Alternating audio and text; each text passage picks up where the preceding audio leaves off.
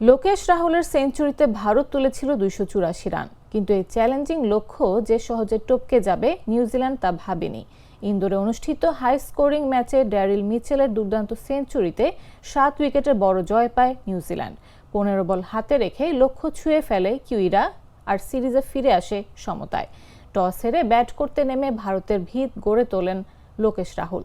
92 বলে 112 রান করেন তিনি, যা ওয়ানডেতে তার অষ্টম শতক।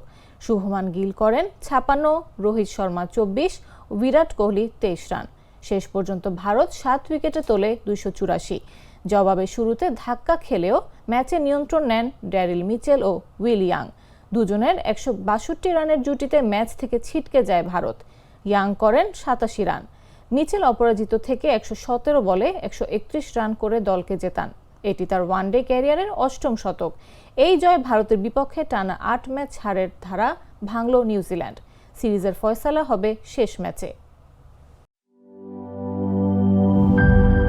দুধার চকলেটে একাকার হয়ে ওঠা প্রাণ লেয়ার সম্পর্কের মিষ্টি ম্যাজিক।